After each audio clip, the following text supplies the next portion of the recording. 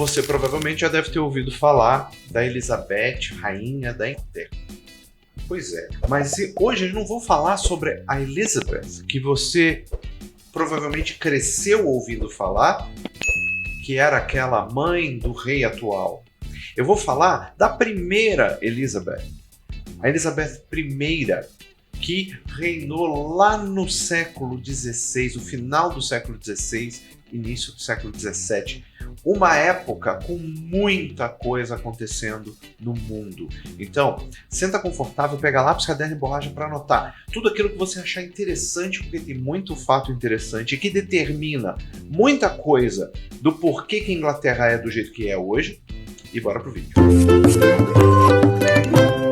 Muito bem, primeiro fato interessante sobre Elizabeth é que ela não era para ser rainha. Pois é, ela não deveria ter sido rainha. Por quê? Ela era filha de Ana Bolena, que foi o segundo casamento de Henrique VIII. Então ela é filha do rei Henrique VIII. Aí você fala, pô, mas peraí, se ela era filha do rei, como é que ela não deveria ser rainha? Vou explicar. Existia uma tendência na época de que o rei deveria ter filhos homens e que só os filhos homens poderiam reinar. Então, o rei Henrique VIII estava tentando ter filhos homens, mas ele não conseguia. A sua primeira esposa faleceu. A sua segunda esposa, Ana Bolena, teve vários filhos, mas só Elizabeth sobreviveu. Ela teve filhos homens também, mas que morreram ainda bebês. Ou morreram quando criança, de alguma outra doença. E só Elizabeth sobreviveu. Então Henrique VIII fez o quê? Dissolveu o casamento. Isso eu vou explicar num capítulo à parte só sobre ele, mas ele dissolveu o casamento e matou a mãe, Ana Bolena. E tornou Elizabeth uma filha ilegítima. E por isso ela não poderia ter sido rainha. Mas em 1543 ele entrou com o ato de sucessão, o terceiro ato de sucessão, o que trouxe ela de volta para a linha de sucessão do trono. Só que existiam pessoas à frente dela nessa linha de sucessão. O seu irmão mais novo, Edward, que após a morte de Henrique VIII, ele ascendeu ao trono, virou o rei Eduardo VI, e após a morte dele, porque infelizmente ele veio a falecer, porque havia muitas doenças nessa época, né? Em 1553, ele trouxe uma prima dele para ascender ao trono, Lady Jane Grey. Só que não funcionou. Depois deu tudo errado, foi tudo cancelado e a irmã dele, Mary, assumiu o trono, Mary I, uma rainha. Nesse caso, pela falta dos homens, assumiam as mulheres. E neste período do reinado de Mary, a Elizabeth, que é o nosso assunto principal, ela foi presa. Ela foi presa durante um ano sob acusação de dar suporte, dar apoio a protestos dos protestantes. E esse é um ponto extremamente importante aqui, porque Inglaterra, até então, ela foi católica. Durante o reinado de Henrique VIII, que as coisas começaram a mudar, que houve uma reforma. Então, neste momento da história, a gente tem católicos e protestantes em pé de guerra na Inglaterra. Não estou exagerando, em pé de guerra.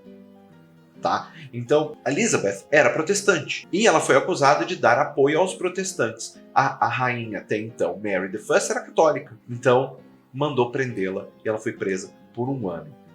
Com a morte da irmã Mary I, Mary I, a Elizabeth ascendeu o trono em 1559. Então, o que a gente tem na Europa e o que a gente tem na Inglaterra nesse momento? A gente tem as navegações acontecendo assim, à torto e à direito, tá? Você tem uma América sendo explorada, certo? Uma América sendo explorada por portugueses e espanhóis. Você tem África sendo explorada por ingleses, italianos, holandeses, franceses. Você tem as Índias orientais, que são Índia para lá, sendo exploradas também por toda a Europa. E um começo das Índias ocidentais, que são os países caribenhos hoje, sendo exploradas pela Inglaterra, principalmente. Inglaterra, lembrando que Inglaterra nesse momento não é Reino Unido, é Inglaterra, tá?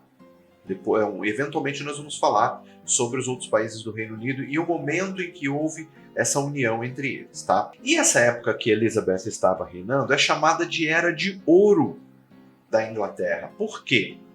Elizabeth, apesar de, diz a história, não ser muito bonita fisicamente, ela era extremamente inteligente, falava diversas línguas, tocava vários instrumentos, escrevia poesias, músicas. Então, ela era uma pessoa multifacetada, extremamente articulada, sabia lidar com política, uma coisa extremamente importante para um rei, para uma rainha, é saber lidar com a política. Pelo menos essa é só a minha opinião. E ela conseguiu apaziguar as tensões entre católicos e protestantes, trazê-los para conversar. Ah, mas porque ela era uma pessoa de grande lábia? Não, não só. Ela sabia conversar. Ela sabia trazer a coisa ali para para um nível aceitável de conversa. Mas não é só isso não. Ela era muito intimidadora. Muito intimidadora. Então, ela tinha uma capacidade de intimidar, não só negativamente, mas intimidar a ponto de você olhar e falar, poxa, essa mulher tem razão no que ela está falando. E ela tinha essa capacidade de, nessa intimidação, inspirar. Parece uma coisa meio contraditória, de você intimidar alguém e inspirar ao mesmo tempo, mas sim, ela fazia isso. Então as pessoas que a seguiam eram 100% leais a ela. 100%. Então, ela trouxe nesse período o quê? Estabilidade política e religiosa, que contribuiu muito para o florescimento de uma cultura maior, porque a gente teve aí uma ascensão muito grande das castas culturais da Inglaterra. Só se procurar aí no âmbito da cultura o que se trouxe dentro do reinado dela. Ela reinou até 1600, deixa eu pegar essa informação, até 1603. Faleceu aos 69 anos. Faleceu tarde para a época, inclusive. Então ela reinou bastante, ela pegou a mudança de século. 1603, a gente já estava no conhecido hoje renascimento cultural. E quem sabe, na minha opinião, com certeza, ela colaborou bastante, porque ela ajudou a cultura a subir. O comércio aumentou muito, dadas as navegações. Você começava a ter essa coisa da troca, não só troca como a gente aprendeu na escola, mas você levar e trazer produtos. Você levar produtos europeus para esses outros locais e trazer de volta produtos que eles têm lá, certo? Então, nesse período, a gente pode falar, por exemplo, no período de Elizabeth I, de duas pessoas que são o Francis Drake e o Walter Raleigh, ou Raleigh, não sei como é que pronuncia o nome dele. Que esses dois são os caras que estabeleceram colônias na América do Norte, no que a gente chama hoje de Caribe, e que na época era chamado de Índias Ocidentais. E eles ajudaram esse crescimento do comércio internacional. E por que é tão importante isso? Por que é tão importante isso? Muito simples. Era mais perto. Era mais perto. Você saía numa navegação até as Índias Orientais, eram 4, 5 anos para voltar. Eu não estou exagerando, porque pensa comigo, não existia canal de Suez, então não dava para passar pelo Mediterrâneo e cortar ali entre Egito e o que se conhece hoje ali como Líbano, Síria e Israel, etc. Não dava para fazer isso, não existia. Você tinha de contornar a África toda. Então saía-se da Inglaterra, passaria-se ali pela Península Ibérica, contornava a África todinha, lá pelo Cabo da Boa Esperança, que já se chamava Cabo da Boa Esperança, que antes era o Cabo das Tormentas, até um tal de, se eu não me engano, foi Vasco da Gama contornar aquilo lá, e chamou-se Cabo da Boa Esperança, contornar a África e voltar contornar saindo do Atlântico para o Índico e chegar até onde você queira chegar, provavelmente no que a gente conhece hoje como Índia. Levava-se anos para fazer isso. Anos. Os navios eram mais lentos, tinha muita tempestade no mar, vez ou outra precisava se aportar em algum lugar da África. Então, levava-se muito tempo. E as Índias Ocidentais, o que hoje a gente conhece como Caribe, era mais perto. E esses caras, que posso trazer aqui eventualmente um capítulo falando sobre eles trouxeram Eles levaram um pouco dessa exploração para lá e era mais perto. Então ficava melhor, né, para o comércio em si. E lembra que eu falei sobre o aumento da cultura? Houve um grande desenvolvimento de uma área que não é exatamente a minha área de expertise, mas que influencia na minha área de expertise, que foi a literatura. E eu vou colocar num paralelo aqui a literatura e o teatro. Por quê? Existe uma pessoinha, só uma. Eu tenho algumas aqui, mas eu vou falar só de uma. E eu acho que você conhece. Se você não conhece, já ouviu falar, que é um tal de William Shakespeare. Pois é, morreu em 1616. Ele, para mim, o maior escritor de teatro da história, né? Um cara que colocou mais de 500 palavras no dicionário, fácil. Muitas palavras que nós usamos hoje foram criadas por Shakespeare. Então, ele foi um dos grandes, o maior, na minha opinião, dramaturgo e escritor da história. E ele viveu justamente nesse período, graças a essa possibilidade de expansão das artes e da cultura, consequentemente do teatro. Da música, então, nem se fala. Da música nem se fala. Mas nem tudo eram flores. Por quê? Lembra que eu falei das grandes navegações? Pois é, conforme a Inglaterra ia se apaziguando em termos políticos e religiosos, cultivou-se o quê? Uma união. Você tendo união, você tem crescimento, como eu acabei de falar. Você tem um crescimento militar? Também. As navegações estão em alta? Estão. Então, logicamente, eu vou ter uma frota naval militar forte. Faz sentido? Pois é. Então, com isso, a frota naval inglesa começa a despontar no mundo. Começa a ser conhecida no mundo. E quem se incomodou com isso? A galera lá do continente, lá da Península Ibérica, a tal da Armada Espanhola. Perdão pelo meu espanhol, tá? A Armada Espanhola. Por quê? Era a frota mais forte do mundo. E era. Vamos só lembrar que Elizabeth era protestante, tá? Guarda essa informação. A Espanha era católica e havia movimentos católicos contra protestantes e movimentos protestantes contra católicos. Ainda existia. A Elizabeth conseguia manejar, mas isso não significa que isso tenha acabado. E com o aumento da tensão, a Armada Espanhola se tornou uma ameaça à frota britânica e culminou na invasão da Inglaterra pela Armada Espanhola em 1588. Tá? E obviamente não deu certo, porque a Inglaterra continua sendo Inglaterra, né? Não deu certo. Conseguiram, eu acho que foi a primeira grande vitória inglesa sobre a Armada Espanhola, graças a esse período de paz, de união, vamos dizer assim, de deixar de lado certas coisas para poder lutar em prol de um bem maior, certo? Mas isso trouxe um pouco mais de satisfação? Claro, só que haviam outros problemas que ela precisava tomar conta. Rebeliões internas, como a Rebelião do Norte. Rebelião do Norte, que era um problema dos católicos. Lembra que eu falei? Tá ali, tá bonitinho, tá amiguinho, mas a coisa não acabou. Houve uma rebelião ao norte da Inglaterra, em 1569, liderada pelos católicos, que eles queriam trazer de volta o catolicismo na Inglaterra, né? E essas permearam toda essa situação.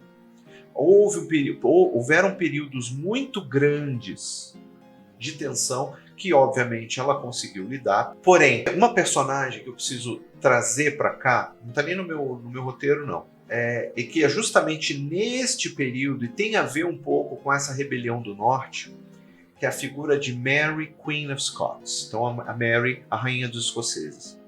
Eu falei um pouquinho mais cedo no vídeo de que Inglaterra não era Reino Unido nessa época. Então, era separado, Inglaterra, País de Gales, Escócia e Irlanda. Não havia Irlanda do Norte. Irlanda. Pois muito bem. A Escócia, já havia um movimento na Escócia para se juntar com a Inglaterra, já estavam fazendo alguns movimentos em direção a isso. Isso aconteceu anos depois. Mas uma figura importante, que era da família real escocesa, Mary, ela era rainha dos escoceses, de direito, mas ela foi exilada na França, porque ela era católica. E nesse período, ela retornou à Inglaterra. retornou à Escócia, perdão. Lá ela foi perseguida, lá ela foi atacada. O marido dela, isso no meu entendimento, foi assassinado pelos lordes ingleses para atingi-la. O filho dela, James, ele foi exilado à força. Por que eu digo à força? Ela optou por exilá-lo para mantê-lo seguro, né? Mas ela foi forçada a exilar o menino. Então vamos guardar essa informação. James. Esse nome é extremamente importante nisso que eu estou contando para você. James foi exilado. Mary, depois da morte do marido, depois de se envolver com uma pessoa que supostamente foi a mandante do assassinato do marido dela, e ela acreditar piamente que essa pessoa não fez nada de errado e acabar se casando com essa pessoa, certo? Movimentos aconteceram. Após essa rebelião do norte, os ingleses acabaram por entrar na Escócia, autorizados pela corte escocesa, que era toda protestante, separou o casal. O marido dela, eu me esqueci do nome dele agora, mas ele foi enviado para a Dinamarca e lá ele morreu. Ela foi presa e exilada no castelo de Fontainebleau, alguma coisa assim. Eu vou trazer a história só de Mary também para você. E ela ficou presa por anos nesse castelo, com regalias de rainha, etc., mas não podia sair do castelo. Até que um dia, um emissário enviado por Elizabeth foi até lá e deu a sentença de que Mary tinha sido condenada à morte por decapitação. Então, naquele dia, uma rainha mandou matar uma outra rainha, algo sem precedentes até então, né? Então, Mary morre, Elizabeth fica com essa pequena mancha, claro, mas ela tinha o amor de todos, então não era tão sentido assim. Mas, como eu falei, ela viveu até 1603, quando ela faleceu, certo? Quando ela faleceu. Então, aí você deve pensar, assumiu o filho dela, porque até agora eu não falei de filho nem nada. Elizabeth era conhecida como a Rainha Virgem. Por quê? Por mais que tivessem se esforçado para que ela se casasse com alguém, ela nunca quis. Consequentemente, ela nunca engravidou, pelo menos não oficialmente, porque amantes ela tinha. Ela até mandou o seu tido como principal amante até Mary, Queen of Scots, para tentar fazer Mary se casar com ele, para que ela tivesse uma forma de manipular Mary, certo? Mas enfim, em 1613 ela morre, né? Morreu em fevereiro, eu tô vendo aqui, morreu em fevereiro de 1603. Então, ela não tinha filhos. E aí, quem assumiu o trono foi James, filho de Mary, Queen of Scots. Porque não havia ninguém. Ela, inclusive, uma informação importantíssima, ela era a última representante da casa Tudor. Você já deve ter visto uma série chamada The Tudors. The Tudors, The Family Tudors, The Dynasty Tudor. Acaba com Elizabeth. Aí entramos com uma outra dinastia, que eu vou falar em outros vídeos, mas com James I, James I, filho de Mary, Queen of Scots. Ele assume o trono inglês após a morte de Elizabeth. Mas você acha que o povo esqueceu? Não. Assim como a sua xará segunda, Elizabeth I se tornou um símbolo de unidade nacional e um orgulho para um povo inglês. Olha que legal. E o impacto da vida dela, da sua liderança, da sua sabedoria, da sua inteligência, ele foi gigantesco no país como a Inglaterra, certo? Então, esse foi o vídeo de hoje. Deixa eu só fechar aqui para olhar para você. Esse foi o vídeo de hoje. Eu espero que você tenha gostado, tá? No próximo vídeo, a gente vai falar sobre o pai de Elizabeth, sobre Henrique VIII. E esse é um pouco mais controverso, tem um pouco mais de detalhe, porque tem muita treta na história dele. Então, faz aquele pacotão. Se gostou, deixa like, compartilha, se inscreve no canal. Quer conversar comigo, quer bater um papo comigo, quer que eu tire tuas dúvidas de inglês? A gente tem o nosso grupo fechado no WhatsApp, basta você clicar no botãozinho Seja Membro, que você tem acesso a mim. Olha que legal. E a mim mesmo, não é a minha equipe, sou eu mesmo que respondo, tá? Então, eu sou o Rod Krebs, você está no Conexão Britânica, o maior canal de inglês britânico do Brasil. Muito obrigado por você ouvir, eu vejo você na próxima história ou em qualquer outro vídeo. Valeu, um abraço, tamo junto, tchau, tchau.